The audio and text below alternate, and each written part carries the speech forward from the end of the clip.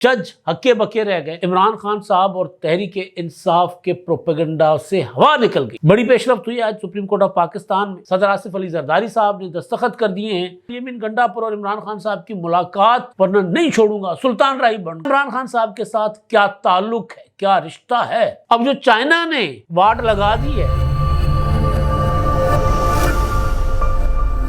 السلام علیکم، میں امداد سنگھ۔ 9 مئی کے حملوں اور ان حملوں کے ملزمان کے خلاف چلنے والے فوجی عدالتوں کے ٹرائل کے حقائق سامنے آ گئے ہیں، اور ایسے حقائق جو دیکھ کر جج ہکے بکے رہ گئے اور عمران خان صاحب اور تحریک انصاف کے پروپیگنڈا سے ہوا نکل گئی ہے۔ بڑی پیش رفت ہوئی آج سپریم کورٹ آف پاکستان میں۔ ایک تو اس پر بات ہوگی کیا کیا معاملات سامنے آئے سپریم کورٹ آف پاکستان کے، اور جج صاحبان کے ریمارکس کیا تھے، اور معاملہ کس طرف جا سکتا ہے سپریم کورٹ کے آئینی بینچ کی سماعت۔ اور دوسرا، صدر آصف علی زرداری صاحب نے دستخط کر دیے ہیں پیکا ترمیمی ایکٹ کے اوپر، اور اس پر احتجاج ہو رہا ہے پورے ملک میں، صحافی احتجاج کر رہے ہیں اور میڈیا اس کو متنازع بل قرار دے رہا ہے، حالانکہ حکومت اور اپوزیشن دونوں متفق ہیں۔ تحریک انصاف نے بھی کہہ دیا ہے کہ بھائی بل تو ٹھیک ہے، طریقہ کار سے اختلاف ہے، میں اعتراض ہے۔ بہرحال دستخط ہو گئے، اور ایک معاملہ الیمین گنڈا پر اور عمران خان صاحب کی ملاقات کو لے کر خبریں طرح طرح کی گرم ہیں۔ استعفیٰ مانگ لیا، استعفیٰ دے دیا۔ الیمین گنڈا پر کو عمران خان نے کہا کرپشن ختم کر دو ورنہ نہیں چھوڑوں گا، سلطان رائی بن گئے، گنڈا سا پکڑ لیا۔ کیا واقعی عمران خان صاحب نے کچھ ایسا کہا، یا کہانی کچھ اور ہے؟ جو اصل کہانی ہے وہ میں آپ کو بتاؤں گا، لیکن کل کے ولاگ میں کافی تفصیل ہے اس میں، کیونکہ آج یہ فوجی عدالتوں کا معاملہ بڑا امپورٹنٹ ہے۔ لیکن ملاقات اور اس کے بعد پھر آئی جی کا تبادلہ، آئی جی خیبر پختونخوا، اور جو موجودہ آئی جی خیبر پختونخوا تھے یا جن کو ہٹایا گیا ہے ان کی جگہ لگائے گئے نئے آئی جی خیبر پختونخوا، ان کا عمران خان صاحب کے ساتھ کیا تعلق ہے، کیا رشتہ ہے، تو اس پر بھی بات ہوگی۔ تو میں ایک اور معاملہ رچرڈ گرنیل کے ٹویٹس پر بھنگڑے ڈالنے والوں کو بھی جواب آ گیا ہوا ہے، کیونکہ اب یہ تو نہیں ہے نا کہ تحریک انصاف کا پروپیگنڈا ون سائیڈڈ چلتا رہے اور باقی ہاتھ پر ہاتھ دھرے رکھ کر بیٹھیں، ایسا تو نہیں ہوتا۔ اب ہوا یہ ہے کہ بٹیرا ہاتھ آ گیا جی حکومت کے۔ کچھ امریکی جو ہے صنعت کار، سرمایہ کار پاکستان کے دورے پر آئے تھے،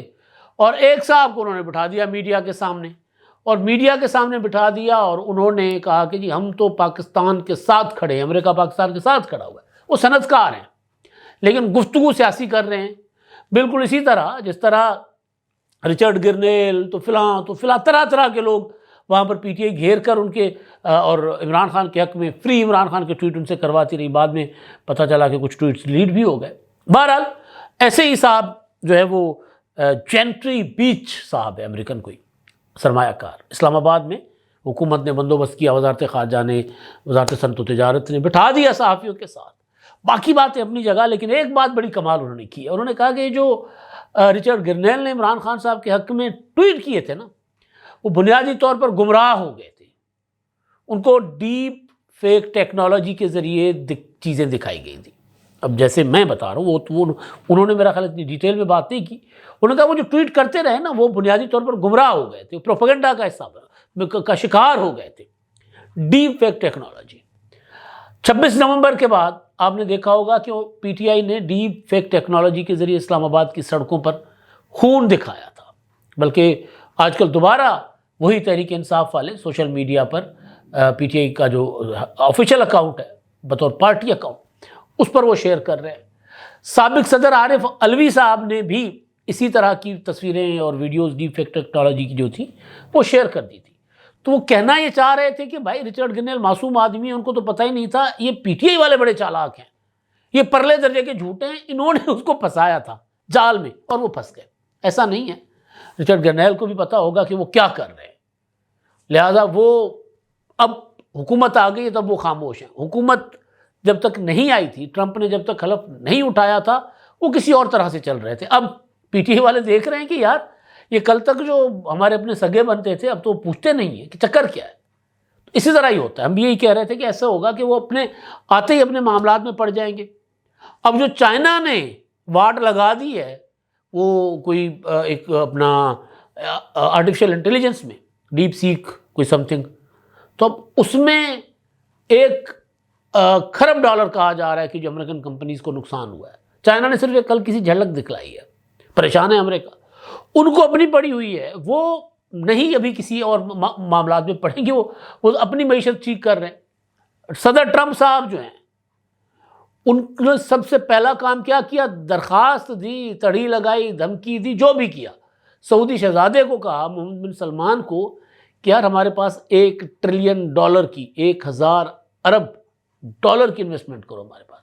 600 अरब पर तो आमादा हो गए, तो उनको अपनी पड़ी हुई है, वो इधर उधर नहीं फिलहाल देख रहे। तो बहरहाल एक तो वहाँ से इनकार हो गया इमरान खान साहब को, तहरीक इंसाफ को। मैं आता हूँ वो जो मामला है इसका इमरान खान साहब का और उनके बड़े बड़े बालों और बड़ी बड़ी मूँछों वाले वज़ीर आला अली अमीन गंडापुर साहब का, उनका अब क्या हाल होगा, किस तरफ वो जाएंगे, कुछ नहीं कहा जा सकता। लेकिन बहरहाल इमरान खान साहब ने फाइनली उनके नाम पर कांटा लगा दिया है। अब वो इमरान खान साहब के हक़ में जाता है, वो कांटा घाटे में जाता है, वो मैं आपको 1-2 बार बता चुका हूँ, उसका नुकसान होगा, वो आगे चलकर मैं बताता हूँ क्या नुकसान होगा। लेकिन अभी जो सुप्रीम कोर्ट ऑफ पाकिस्तान में आज 9 मई के जो मुल्ज़िमान के मुकदमात के लिए बनाई गई फ़ौजी अदालतें थी, जिनको सुप्रीम कोर्ट ने कलअदम करार दे दिया था, इंट्रा कोर्ट अपील्स थी, इंट्रा कोर्ट अपील्स आइनी बेंच में आज उसकी समाअत हुई है, 7 रुकनी बेंच ने समाअत की है और जज सरबराही की है जस्टिस अमीनुद्दीन खान साहब ने, और बाकी जज साहबान उसमें थे। उसमें काफ़ी सारी चीज़ें हैं, उसमें सवालात हैं। मुसर्रत हिलाली साहब ने पूछा कि जी वो प्रॉपर ट्रायल जो होता है तो उसमें तफ्तीश पहले होती है, इल्ज़ाम पहले लगता है, गिरफ्तारी पहले होती है, हवालगी पहले होती है। मोहम्मद अली मज़हर ने कहा नहीं, तफ्तीश होती है और उसके बाद इल्ज़ाम लगता है। और इसी तरह की कई आर्गूमेंट्स और कई सारी चीज़ें थी। उसमें एक मौके पर आकर जस्टिस नईम अख्तर अफगान साहब ने कहा, ये बात उन्होंने पहले भी की है, उन्होंने कहा कि जी मैं बलूचिस्तान में मिलिट्री कोर्ट्स के फ़ैसलों के ख़िलाफ़ अपीलें सुनता रहा हूँ। ऐसा नहीं है कि मिलिट्री कोर्ट के फ़ैसले में सादे कागज़ पर लिख दिया जाए कि मुल्ज़िम कसूरवार है और कसूरवार है या नहीं। यानी ये नहीं होता कि भाई आप बस आया एक फ़ौजी अफसर, जज बन गया, जज बनकर बैठा, उसने लिख दिया कि जी बरी या गिल्टी, सज़ा या आज़ाद। ऐसा नहीं है। वो कह रहे हैं कि जब हाई कोर्ट्स में अपील दायर होती है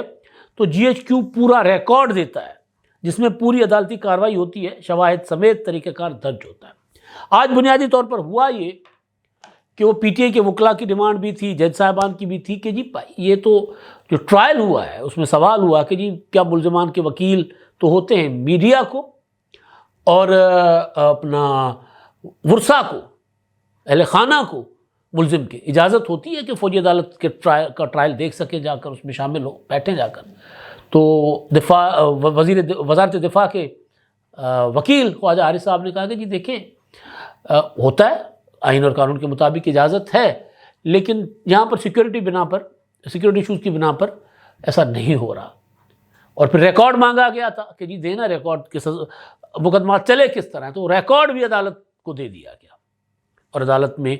जज साहबान ने कहा, जैसे अमीनुद्दीन खान ने और मंदोखेल साहब ने, कि यार इसको तो अपीलों में देखा जाएगा ना, हाई कोर्ट्स में, तो हमारे लिए मुनासिब नहीं है कि वो जो सफ़ेद लिफाफे दिए गए थे जज साहबान को, रिकॉर्ड दिया गया था अदालती कार्रवाई का, फ़ौजी अदालती कार्रवाई का, उनका नहीं, हम इसको नहीं देख सकते क्योंकि आएगा मामला उसमें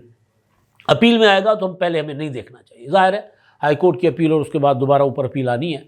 लेकिन जस्टिस मुसर्रत हिलाली साहबा और जस्टिस हसन नज़र रिजवी साहब ने कहा कि नहीं, हम देखेंगे।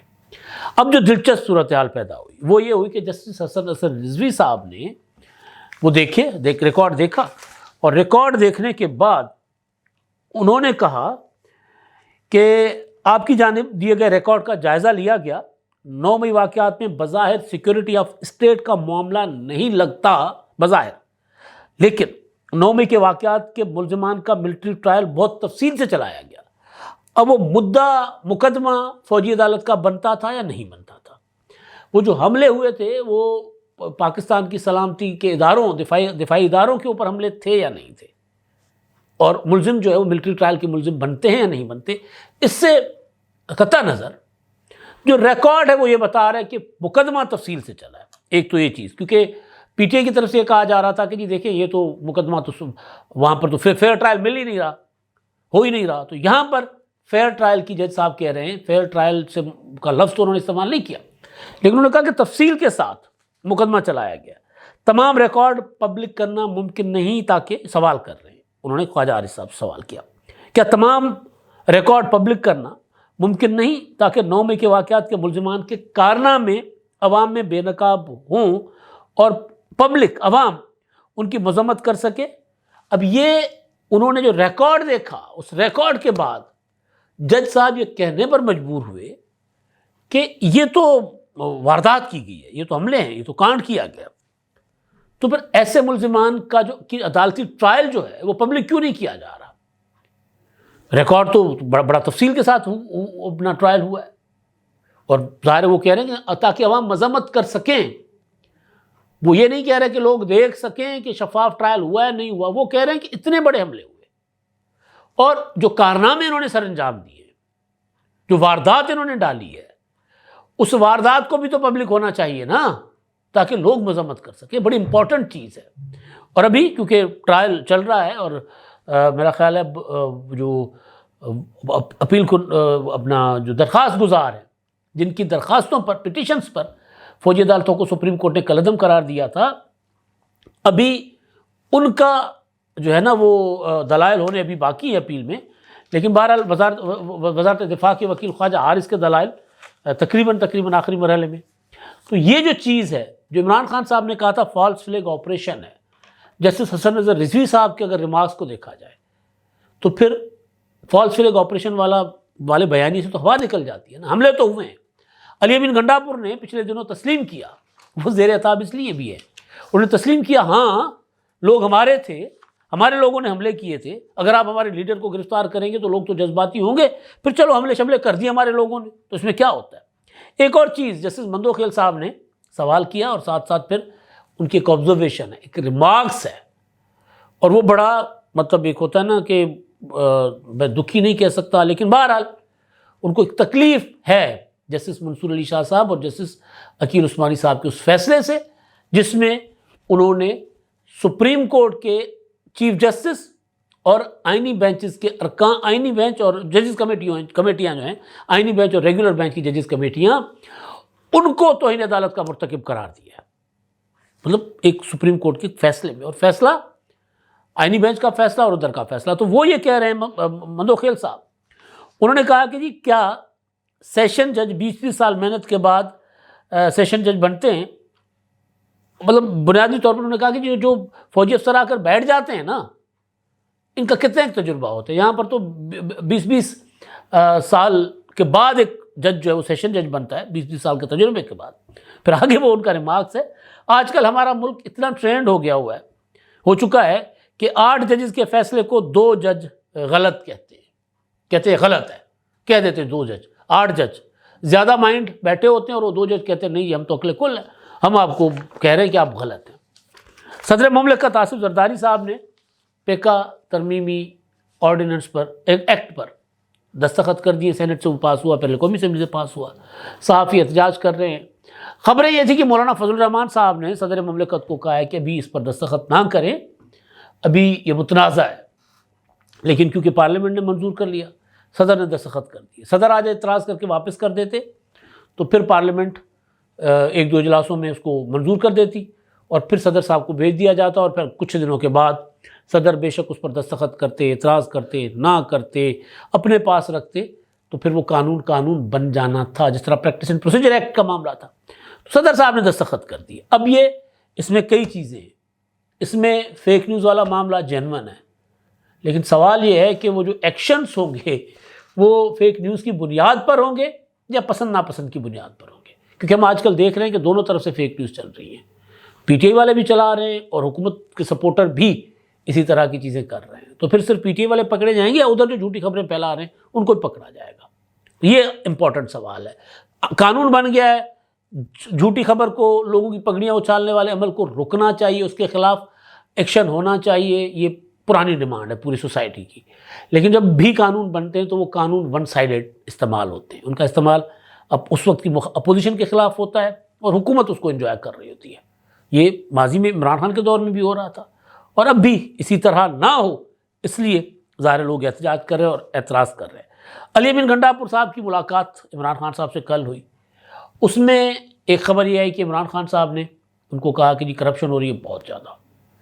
میں آپ کو یقین سے کہتا ہوں کہ کرپشن وغیرہ کے معاملات نہیں ہیں۔ عمران خان نے کہا کہ جی استعفیٰ دے دو، علی امین گنڈاپور استعفیٰ لکھ کر دے کر آ گئے۔ ایک خبر ہے وہ یہ کہ اپنا ایک CNW کے ایک افسر کا تبادلہ کرنے کے لیے وزیر اعلیٰ نے متعلقہ ڈپارٹمنٹ کو کہا۔ انہوں نے جنید اکبر جو صدر ہیں KPK کے PTI کے، ان کو فون کیا کہ جی یہ تبادلے کا آرڈر آیا، انہوں نے کہا نہیں، تبادلہ وہ ہوگا جو میں کہوں گا، کیونکہ مجھے عمران خان صاحب نے کہا کہ جی آپ نے صوبے کی حکومت دیکھنی ہے۔ تو یہ معاملہ تو بنیادی طور پر اختیار جو ہے نا علی امین گنڈاپور سے لیا گیا ہے، اور وہ اختیار کیوں لیا گیا ہے وہ میں آپ کو کل صبح کے ولاگ میں بتاؤں گا۔ علی امین گنڈاپور اور عمران خان صاحب میں کچھ تلخی بھی ہوئی ہے، جس کو تو میں تو نہیں کہہ سکتے، لیکن ہوئی ہے، گڑبڑ ہوئی ہے ملاقات میں۔ تو عمران خان صاحب کیوں بے اختیار کرنا چاہ رہے ہیں اپنے وزیر اعلیٰ کو، اس کے پیچھے کیا چیز ہے؟ بشریٰ بی بی کے آنسو تو ہیں ہی، لیکن ایک اور بڑی چیز بھی ہے، وہ میں آپ کو کل کے ولاگ میں بتاؤں گا۔ IG خیبر پختونخوا کو تبدیل کیا گیا اختر حیات گنڈاپور، اور ان کو تبدیل اس لیے کیا گیا تھا کہ انہوں نے جو 24 نومبر کو اسلام آباد کی طرف جتے جا رہے تھے، اس سے پہلے انہوں نے باضابطہ ایک نوٹیفیکیشن جاری کیا تھا کہ پولیس کسی قسم کی اس لانگ مارچ میں اسلام آباد کی طرف جانے والے قافلوں کی کوئی مدد کرے گی نہ، پولیس والے جائیں گے اس طرف اس کا لشکر کا حصہ بن کر۔ اور انہوں نے وفاقی حکومت کے احکامات پر زیادہ فوکس کیا، ان کو ہٹا دیا۔ لیکن سونے پہ سہاگا یہ کہ جن کو IG لگایا گیا ہے ذوالفقار حمید صاحب، عمران خان صاحب ان کو ایک آنکھ، وہ عمران خان کو ایک آنکھ نہیں بھاتے۔ عمران خان صاحب نے کہہ کے تھک گیا کہ جی میں وزیر اعظم عمران خان، میرے بہنوئی کے پلاٹ پر قبضہ تھا، میں نے IG کو کہا، CCPO کو کہا، انہوں نے وہ قبضہ ختم نہیں کروایا، واگزار نہیں کروایا، پھر میں نے CCPO کو بدل دیا۔ جن CCPO کو تبدیل کیا گیا تھا وہ ذوالفقار حمید تھے، پھر جن کو CCPO لگایا گیا تھا، اللہ بخشے، وہ ہمارے کافی ان کے ساتھ اچھے تعلقات رہے، عمر شیخ صاحب، وہ آئے، اور شیخ صاحب بڑا ہنس کے ایک قصہ بتاتے تھے کہ یار وہ پلاٹ کا کہانی قصہ کیا ہوتی تھی، شیخ صاحب نے کئی بار ہمیں بتایا۔ تو وہ پلاٹ انہوں نے شیخ صاحب نے واگزار کروایا تھا، اور پھر آپ کو یاد ہوگا کہ شیخ صاحب کے اوپر ایک ایشو بن گیا تھا موٹر وے کا، جو عورت کے ساتھ زیادتی کیس سیالکوٹ موٹر وے والا، اس میں شیخ صاحب نے کہا تھا کہ جی یہ بچی بغیر پیٹرول کے اور آدھی رات کو موٹر وے پر سفر کیوں کر رہی تھی، اکیلی کیوں کر رہی تھی۔ تو شیخ صاحب کے اوپر تنقید ہوتی رہی۔ اب وہ دنیا سے رخصت ہو گئے، اس معاملے کو میں نہیں چھیڑ رہا، لیکن عمر شیخ صاحب کو لایا گیا صرف اس وجہ سے کہ اب عمران خان کے وزیر اعظم کے بہنوئی کے پلاٹ پر قبضہ تھا، اور وہ جو ذوالفقار حمید ہیں انہوں نے قبضہ نہیں چھڑوایا تھا۔ اب وہ ذوالفقار حمید اس خیبر پختونخوا کے وزیر اعلیٰ بنا دیے گئے ہیں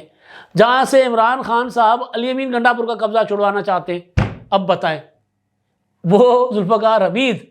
علی امین گنڈاپور کے قبضے کو مضبوط کریں گے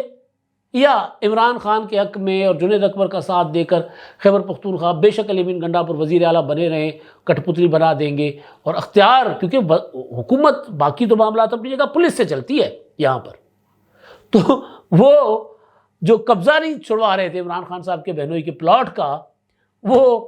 KPK کا قبضہ چھڑوا کر عمران خان کے حوالے کریں گے علی امین گنڈاپور سے۔ اور عمران خان صاحب علی امین گنڈاپور سے قبضہ چھڑوانا کیوں چاہتے ہیں میں آپ کو اگلے ولاگ میں بتاؤں گا۔ اب تک کے لیے اتنا ہی، اللہ حافظ۔